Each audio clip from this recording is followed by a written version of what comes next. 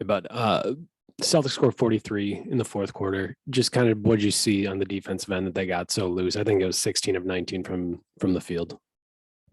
Yeah, I mean that's the quarter. Obviously, goes without saying. We got to look at the film. A few things stand out. Fourth quarter. Horford was good. He was good the entire game. He made several, kind of big plays and big shots in the fourth quarter. And then Tatum had a few too, and Marcus Smart. So they made the plays. They got to the paint and finished. They got to the paint, kicked, and made threes. So we got to do a better job of, individually guarding them, as a team guarding them. But credit to them, and we got to be better. You've given a lot of attention to Tatum and then protecting the rim. That's given Horford some open looks. Is that a consideration to change things around a little bit and give him more attention, or kind of how do you try to think about that going forward? Yeah, no, I mean, it's definitely those two are, the NBA is a lot about a two-man game, and those guys are in a good place. Horford's shooting it at a, high level. So we got to look at it. We're constantly, discussing and considering and trying to throw different looks. It's the playoffs. That's how it is. It's 2-2. We're going back. It's exciting. It's the way it's supposed to be, and it's going to be a great series. And, we're looking forward to game 5 going on the road. And, we've been there before, and we got to be our best. Drew's 5 of 22 tonight. What do you think of the looks that he's been getting, and how do you maybe make things easier for him?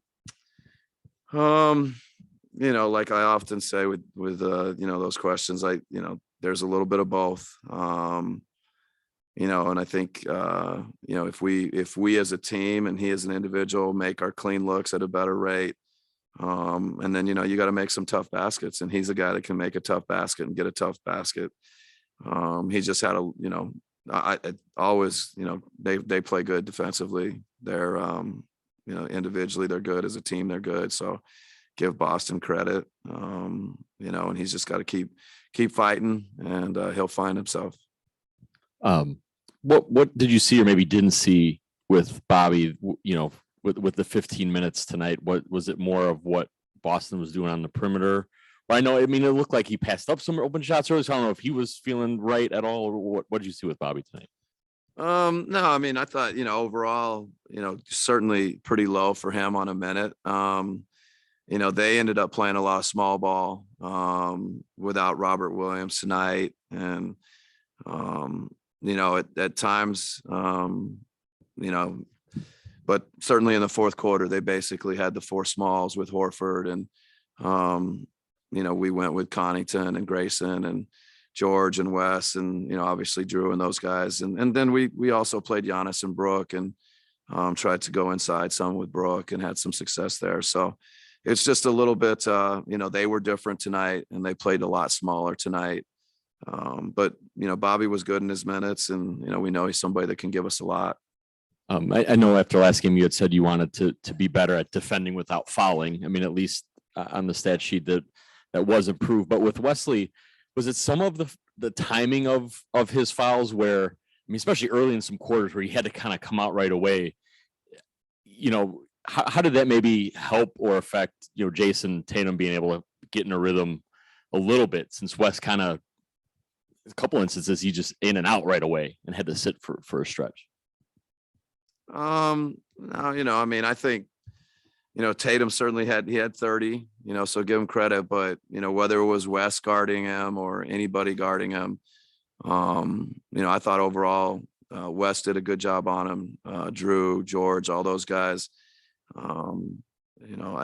It's unfortunate when Wes gets some fouls. Some of the subs were actually planned to get to be the way they were. And then he got some foul trouble. So, but I think collectively the effort on Tatum, while it can be better, Wes's fouls are not fouls and things like that, I don't see as being a major player in the game. Just looked like Giannis in the fourth quarter was just at times like a little gassed. Just kind of, what was your communication like with him as far as stamina? You tried to steal him that little break there at 3 minutes. So just kind of what was communication like there? Yeah, no, he's good. He never wants to come out, but he will then, when he needs a break, especially this time of year, he'll just, he'll communicate with me, give me a nod. And we've got to help him. We've got to get him his rest, and we got to play well around him. He's carrying a big load, but he'll be fine. And his communication with me, is very good. And sometimes, he just needs a quick break.